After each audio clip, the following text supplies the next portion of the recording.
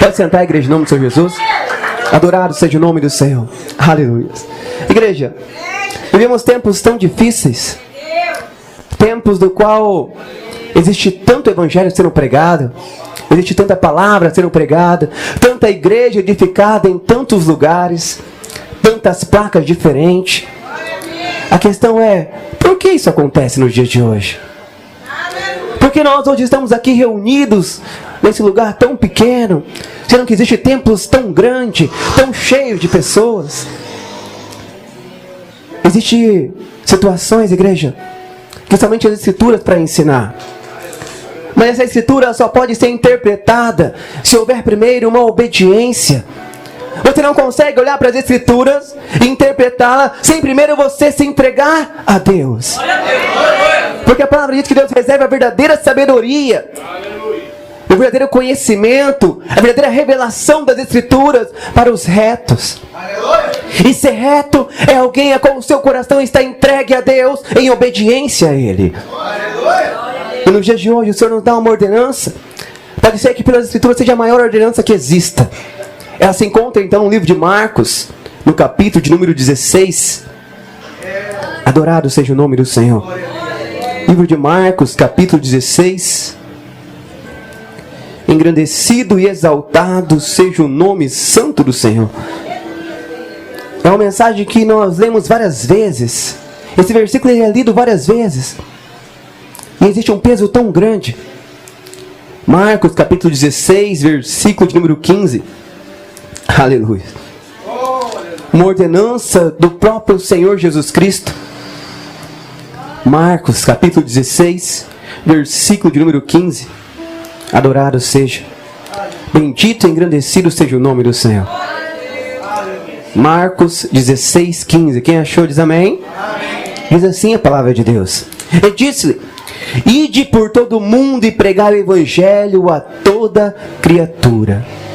Essa é a maior ordenança que o Senhor Jesus Cristo já deu. Sabe por quê? Porque nessa palavra chamada evangelho existe um poder tão grande, mas tão grande, que ele chega a matar. De tão grande que é esse poder. Ele mata a carne, mas também vivifica o espírito. Aleluia.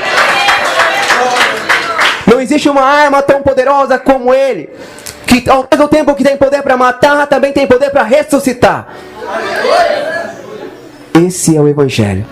O problema é que o evangelho tem sido transtornado nos dias de hoje. O evangelho tem sido modificado nos dias de hoje. O homem tem modificado a maneira de trazer o evangelho. Porque o povo não sabe o que é o evangelho. A palavra então nos relata em Lucas, falando o mesmo assunto, mas de uma maneira mais clara. No capítulo 24, e no versículo de número 47. Aqui ele se refere ao evangelho e ao que é o evangelho, ao que é a pregação do evangelho. Tudo que foge disso não é evangelho. Tudo que foge disso é heresia. Lucas capítulo 24, versículo de número 47. Aleluias. Adorado seja o nome do Senhor. Livro de Lucas, capítulo 24, versículo de número 47. Adorado seja o nome do Senhor. Lucas 24, 47. Quem achou diz amém? Aleluia.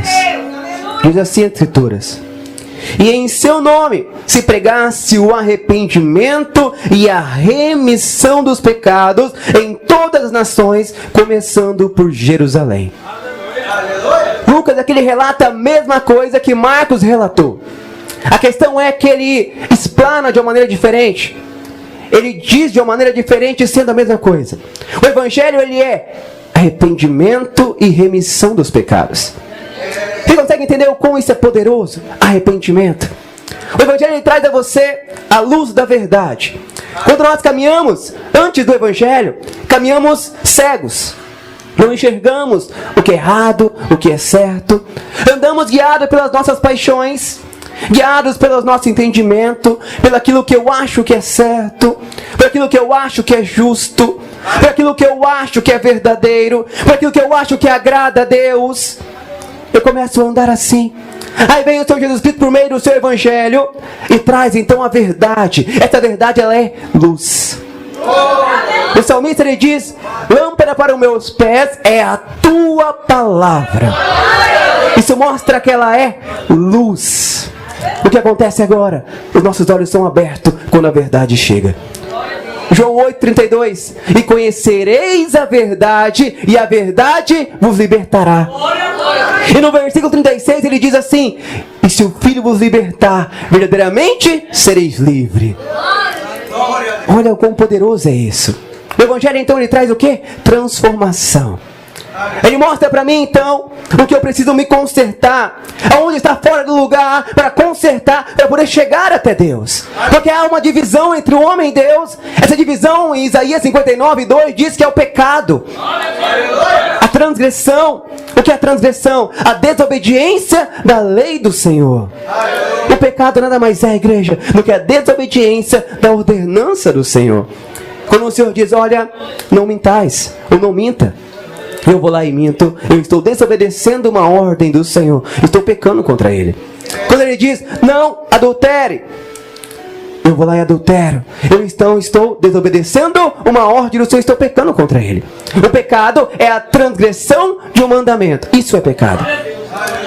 E nos dias de hoje, as pessoas vivem desobedecendo ao Senhor. Por quê? Porque os seus corações se inclinam para as suas paixões. Porque o Evangelho hoje foi transtornado. Não é mais pregado sobre arrependimento, sobre remissão dos pecados. Remissão dos pecados é perdão dos pecados. Mas para haver o perdão do pecado, tem que antes haver o arrependimento do pecado. Aleluia. Não existe perdão. Não existe perdão sem arrependimento. E nos dias de hoje, esse Evangelho está sendo transtornado. Paulo ele relata então em Gálatas, capítulo de número 1. Livro de Gálatas, capítulo de número 1, versículo 6. Aleluia. Bendito e adorado seja o nome do Senhor. Paulo então ele relata o que está acontecendo com o Evangelho. Desde a época de Paulo, no princípio que era anunciado o Evangelho, isso já estava acontecendo. Gálatas, capítulo 1, versículo 6. Livro de Gálatas, capítulo 1, versículo 6. Aleluia. Quem achou diz amém. Amém. Diz assim a Escritura: maravilho-me de que tão depressa passasseis daquele que vos chamou a graça de Cristo para outro Evangelho, a qual não é outro, mas há alguns que vos inquietam e querem transtornar o Evangelho de Cristo.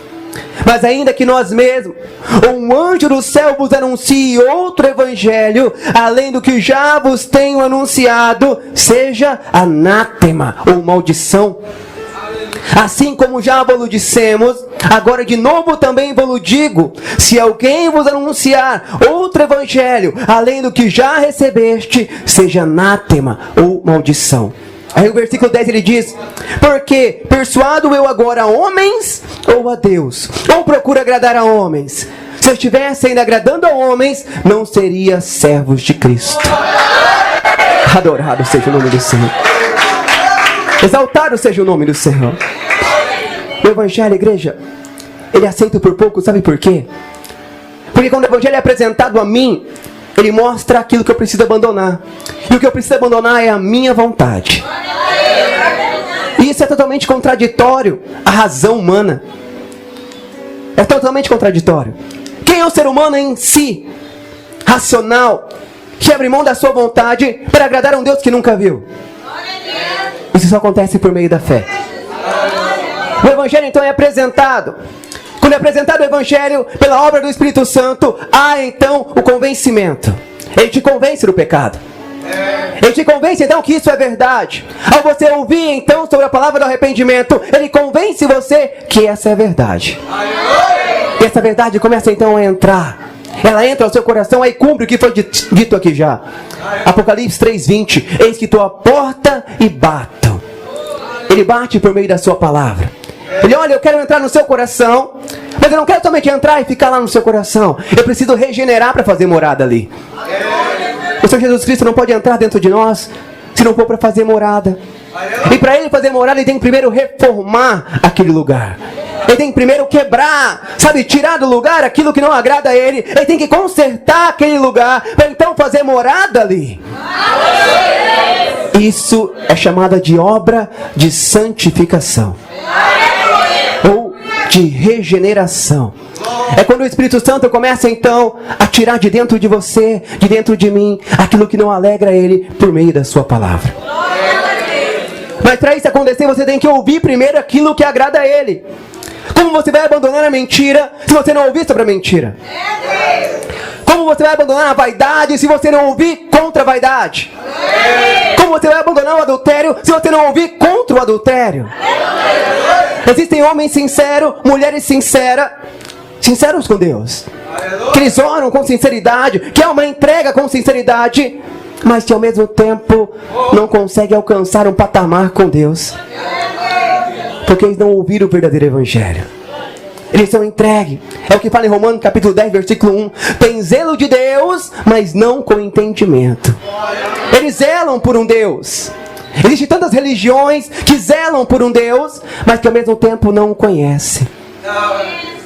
Não conhece. E não tem como você servir um Senhor que você não conhece, que você não conhece as suas vontades, que você não conhece os seus quereres. Não tem como você servir esse Senhor. Você precisa primeiro conhecer os seus quereres. Se você chega a uma empresa, a primeira coisa que é apresentada a você são as regras daquela empresa. Olha, se você quiser fazer parte da nossa empresa, as regras são essas. Você passa então por uma integração. E depois dessa integração você passa por 3 meses de experiência. 90 dias de experiência, para então ser efetivado. Com o Senhor não é diferente. O Senhor ele apresenta então você o Evangelho, as regras. Olha, você quer salvação? Você quer morar comigo? Você quer subir ao reino? Você quer sair desse mundo pervertido? Desse mundo de desordem, a qual um dia eu irei destruir pelo sopro da minha boca? Você quer isso? As condições são essas. As regras são essas. Ah, mas eu... Não. Se você quer, a regra é minha, porque o reino é meu. Não existe mais, eu não vejo dessa maneira. Eu gosto disso daqui. Não, ô Senhor, permita que eu faça isso. Não existe isso. Se você quer, é assim. Mas nos dias de hoje as pessoas falam o quê? Não, eu só sirvo Jesus se for do meu jeito. Uma geração de cristão que elas criaram um Deus para si e se esqueceram do Deus de Israel. Uma geração que não conhece um Deus santo, um Deus justo, um Deus que na época de Moisés destruía, matava quando pecavam contra ele. Simplesmente não conhece. Sabe por que hoje nós não somos destruídos? Porque existe Jesus Cristo que intercede por nós. Se não houvesse a intercessão de Jesus Cristo, ele já teria nos arrancado daqui. A segunda vez que nós não pecamos contra ele. Ou melhor, que nós pecamos contra ele. Temos que entender, igreja, que o mesmo Deus da época de Moisés é o mesmo Deus de hoje ainda. Só que com uma diferença. O intercedor na época de Moisés era Moisés. Era homem. Não tinha tanto acesso a Deus. Hoje é Jesus Cristo. Adorado seja o nome do Senhor. Exaltado seja o nome do Senhor. E hoje então estão mudando o Evangelho de Cristo. Mudar o Evangelho de Cristo, o Evangelho do arrependimento, da remissão dos pecados, o Evangelho que gera transformação, o Evangelho que você tem que morrer para viver, o Evangelho que você tem que abrir mão da sua vida, negar a si mesmo, para o Evangelho que você pode servir a Ele da maneira que está. O Evangelho que não precisa de muita coisa não, Ele só quer o seu coração. Mas espera aí, se Deus tem o meu coração, o coração, a palavra diz que é dele que vem os maus pensamentos, os adultérios, as prostituições. Isso significa que ele é a fonte de tudo. O coração ele é a fonte. Se o meu coração então está entregue a Deus, ao mesmo tempo todo o meu ser está entregue a Ele. Ele tem o poder então de transformar. E essa transformação ela começa do interior para o exterior. Ou você quando vai lavar a louça só lava o copo pro lado de dentro? Quem quando vai lavar uma panela só lava pro lado de dentro? E amanhã usa de novo? É assim? Não. E quem sabe mais, você ou Deus? Deus sabe mais, não sabe? Deus faz algo por metade? Deus não faz algo por metade. Ou Ele lava por completo ou Ele não lava. Ele diz, ou você me entrega por completo a mim, ou você não se entrega. Eu não quero parcialidade, eu quero totalidade. Adorado seja o nome do Senhor. Aleluia. Bendito seja o nome do Senhor. Hoje existe um evangelho de facilidade. Um evangelho que ensina você prosperidade. Ele quer te acomodar nessa terra. A terra a qual o Senhor Jesus Cristo disse que um dia vai destruir. Terra a qual Ele disse, olha, não juntei tesouro na terra, onde o ladrão rouba, a traça corrói. Não juntei tesouro nessa terra, mas juntei tesouro no céu. E são esses mesmos pregadores que dizem ser pregadores da parte do Senhor, que ensinam você a juntar tesouros aqui. Não haveria uma contradição do Senhor com o servo que deveria passar somente aquilo que o Senhor ordenou? O problema é que as pessoas, elas querem aquilo que te agrada. Esse evangelho de facilidade, de que você pode fazer aquilo que você quer, não tem problema nenhum, porque Deus conhece o seu coração. É um evangelho que gera então pessoas que geram maus testemunhos. São pessoas que a palavra diz então em Romanos capítulo 2, versículo 24, que o nome do Senhor é blasfemado em meio gentil por causa de vós. Hoje está tão difícil você ganhar uma alma para Jesus. Eu não digo uma alma para uma porta larga, para aquilo que pode todas as coisas. Não. Eu não digo uma alma você ganha quando ela está com um problema financeiro e você apresenta ela, então Jesus pode mudar a tua vida financeira. Não, não é isso que eu digo. Eu me refiro a você ganhar uma alma para o reino de Deus. Eu me refiro a você ganhar uma alma que está disposta a abrir mão da sua vida, que está disposta a abrir mão do seu querer. Uma alma que de fato quer se entregar a Ele com sinceridade, não buscando aquilo que Ele pode dar, mas aquilo que Ele é. Aleluia. Hoje em dia está difícil. Hoje em dia está difícil. Sabe por quê? Por causa de tantos maus testemunhos. É pastor que compra e não paga. É crente que compra e não paga. É crente que bate em esposa, bate em filho. É pastor que alicia ovelha. Maus testemunhos em cima de maus testemunhos. É pastor que prega uma verdade uma hora, depois vai lá e muda tudo de novo e prega outra. E isso, as vidas vão sendo envergonhadas, elas não conseguem mais ter crédito. Aí chegam ao ponto de dizer, não, eu não consigo crer mais em homem nenhum. Você não precisa crer em homem, creia em Jesus Cristo. Aleluia. Creia nele. Ele é perfeito. Eu sou falho. Eu sou imperfeito, sou falho. Mas Ele é perfeito. Nunca se apegue em homem. Não se apegue na placa Igreja Pentecostal Resgatados por Cristo. Essa placa cai. Homens caem. Se apegue em Jesus Cristo, o Nazareno. Esse não cai. Ele é a rocha inabalável, diz a palavra de Deus. Ele permanece hoje e sempre. Mas o que acontece, igreja? Os maus testemunhos barram as pessoas de chegarem até Cristo. Sendo assim, então, o que acontece? 2 Timóteo, capítulo 3. Por causa do evangelho que hoje é anunciado, o evangelho que hoje é pregado, é gerado crente da qual Paulo ensinou a Timóteo, na segunda carta a Timóteo, capítulo 3. É engraçado que essa carta não foi enviada para o povo do mundo. Nenhum livro das Escrituras foi enviado para o povo do mundo. Nenhuma das cartas. Todas elas foram destinadas para a igreja, para ensinar a igreja. Aqui não é uma carta diferente. Foi destinada à igreja que Timóteo tomava conta. E o capítulo 3, versículo 1 vai dizer assim para nós: sabem, porém, isto, que nos últimos dias sobrevirão tempos trabalhosos, porque haverá homens amantes de si mesmo. Sabe o que é ser amante de si mesmo? É quando você agora só quer agradar a si mesmo. Não, eu sirvo a Cristo se for do meu jeito.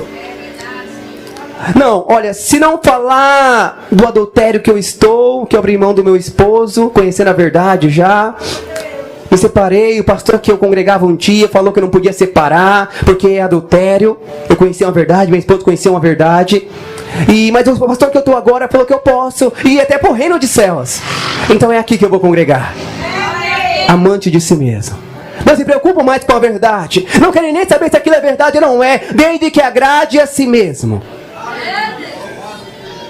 Hoje em dia existe algo que pesa tanto ao coração, que é o que mais pesa, acredito eu, ao coração, que é algo chamado vaidade. É o que mais pesa ao coração, seja do homem ou seja da mulher. Vaidade são sentimentos de você quer demonstrar algo a mais para os outros. Você quer modificar. Sabe aqueles pregadores que começam, parece que tem um ovo na boca, perdão da expressão, e começam a mudar as suas vozes? Isso é vaidade. Eles querem mostrar que são algo que não são. Vaidade é isso. É você mostrar algo que você não é. Ou seja, a vaidade ela é mentira. E a mentira é abominável aos olhos de Deus. Aí você está num lugar que fala que a vaidade não agrada ao Senhor, porque a palavra diz isso para nós. Aí você vai a outro lugar e fala, não, isso não tem problema nenhum. Você acha que isso vai barrar? Vai barrar a sua vida com Deus? Jamais. Não, mas a Escritura diz em 1 Pedro capítulo 3, versículo 3, 1 Timóteo capítulo 2, versículo de número 11. Não, mas isso não é para os dias de hoje. Isso aí é o seguinte, é um dialeto que eles usavam, sabe? Que ele não quer dizer não, ele quer dizer não por completo. Mas não está escrito assim, não, mas é assim. E você então é convencido porque você quer daquela maneira. Homens amantes de si mesmo. Homens que não se preocupam mais com a verdade de Cristo, que não amam a Deus acima de todas as coisas, mas colocam suas vidas como centro. Eu só quero se for da minha maneira, senão não. Continuando então, a palavra diz que amantes de si mesmo, avarentos, homens apegados em dinheiro, homens que trabalham dia e noite por causa do dinheiro, abrem mão de Deus por causa do dinheiro. Primeiro problema financeiro que tem, já abrem mão de Deus para arrumar um segundo emprego. Avarentos, presunçosos. Sabe o que é ser presunçoso? É quando você presume algo. Não, eu acho que é dessa maneira. Não, eu penso assim. Ser presunçoso. Você começa a presumir. Não, eu não vejo bem assim. O pastor pregou lá, mas não. Ele mostrou na Escritura, mas eu não vejo dessa maneira, não. A Bíblia é escrita por um monte de homens. Prefiro crer na ciência. A ciência foi escrita por quem? Sabe, igreja, começa a ver tanta contradição. Sabe por quê? Porque elas querem defender as suas teses. As pessoas hoje, você vai conversar com elas, elas querem defender as suas teses. Você mostra uma verdade para elas que está escrito aqui, ó. Não, mas está aqui. Não, mas... Não, eu não vejo assim, não. Eu vejo que precisa de tudo isso daí, não. Não, Deus, ele atenta para o meu coração. E assim o evangelho começa a ser blasfemado. Por causa dessa geração aqui. Soberbos, blasfemos, desobedientes a pais e mães, ingratos, profanos, sem afeto natural, irreconciliáveis, caluniadores, incontinentes, cruéis, sem amor para com os bons, traidores, obstinados, orgulhosos, mais amigos dos deleites do que amigos de Deus. Aí o versículo 5 vai dizer para nós: tendo aparência de piedade, mas negando a eficácia dela, destes afasta-te. Ele parece ser crente, carrega uma Bíblia na mão. Ele fala de Deus, a aparência dele, no seu trato, na sua maneira de falar, parece ser crente. Ele tem uma conduta diferente, mas ele nega a eficácia dela. Essa conduta dele não é segundo a verdade, mas é segundo a persuasão. Ele quer te persuadir, ele quer te enganar, porque o que ele vive de verdade não é isso. Isso é engano. Falsos cristãos. Homens que blasfemam o caminho da verdade. Aí Paulo vai um pouquinho adiante no capítulo 4, e versículo 1. Ele vai dizer então o que vai acontecer com esses homens, quando nós encontrarmos com esses homens, com essas mulheres, que são amantes de si mesmos, presunçosos, soberbos, irreconciliáveis. Ele vai dizer o que vai acontecer no capítulo 4, no versículo 1. Ele vai dizer assim: conjuro-te, pois, diante de Deus e do Senhor Jesus Cristo, que há de julgar os vivos e os mortos na sua vinda e no seu reino, que pregues a palavra instes, a tempo e fora de tempo, redargua, repreenda, exortes, com toda longanimidade e doutrina.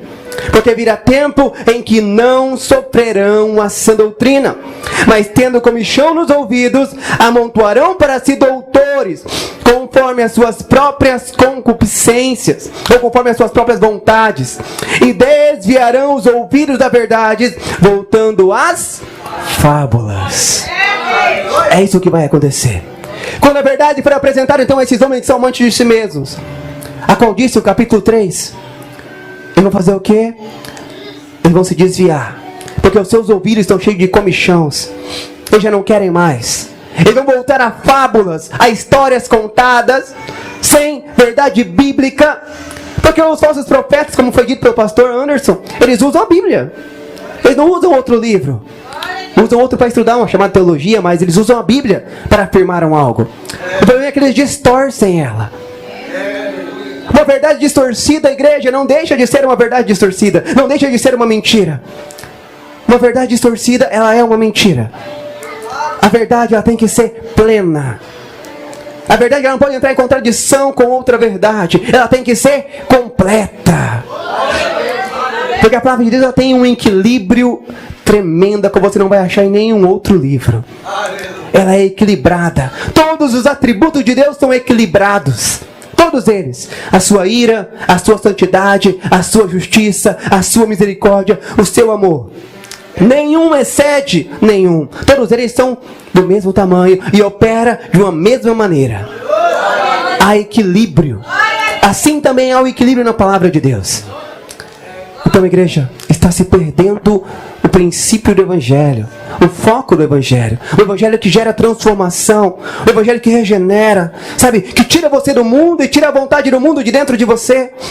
Os cristãos hoje, eles querem Cristo. Não, eu quero Cristo para a minha vida. Não, eu quero o reino, mas ao mesmo tempo eu não quero abrir mão do mundo. Eu ainda gosto de ir para um rodeio, sabe, eu gosto ainda, sabe, eu não vejo problema nenhum. Você não vê problema nenhum. O problema é que a Escritura vê problema. A questão é que Deus vê problema, porque ou você serve a Ele, ou você não serve. Como pode então um cristão, aquele que diz ser separado, porque ser cristão é isso, é você ser separado pelo próprio Deus. Você faz parte agora de um povo separado, de um povo escolhido, adquirido pelo sangue do Cordeiro. E agora ele fala que você não pode tocar mais em qualquer coisa.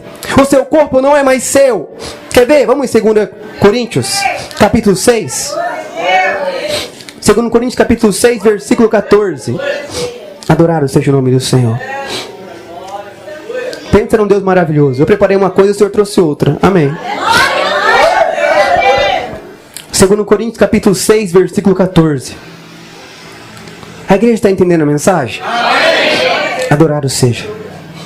2 Coríntios 6, 14. Quem achou diz amém. Diz assim: não vos prendais a um jugo desigual com os infiéis. Porque que sociedade tem a justiça com a injustiça? Ou que comunhão tem a luz com as trevas? E que concórdia há entre Cristo e Belial? Ou que parte tem o fiel com o infiel? E que consenso tem o templo de Deus com os ídolos? Porque vós sois o templo do Deus vivente. Como Deus disse: neles habitarei e entre eles andarei, e eu serei o seu Deus e eles serão o meu povo. Porque sai do meio deles e apartai-vos, diz o Senhor, e não toqueis nada imundo, e eu vos receberei. E eu serei para vós pai, e vós sereis para mim filhos e filhas, diz o Todo-Poderoso. Aleluia. Aleluia. Eita, Deus maravilhoso. Diz o Todo-Poderoso. Ele não diz somente diz o Senhor, ele diz o Todo-Poderoso. Aquele que os cristãos hoje dizem servir. Aqueles que estão dentro da igreja dizem servir. Apartai-vos, separai-vos. Quer ir para o céu? Você precisa viver como um cidadão do céu. Você quer ir para o reino? Você precisa viver como um cidadão do reino.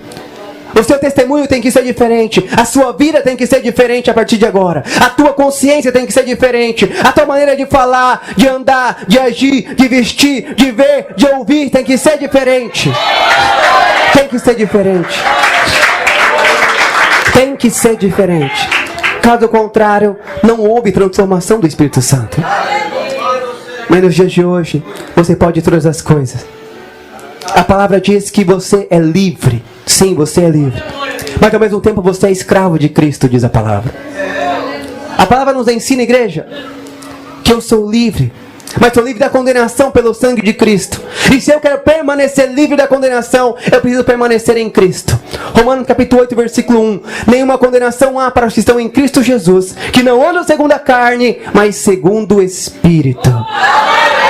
Para que eu fosse livre, eu preciso andar segundo o Espírito. Isso significa que eu tenho que inclinar para as coisas do Espírito e não para as coisas que me agradam, para as coisas que eu quero, para as coisas que eu acho, penso ou vejo, mas para as coisas que as Escrituras dizem que é. Essa é a verdade do Evangelho. Esse é o Evangelho. Amém, igreja? Está encerrada a palavra em nome do Senhor Jesus.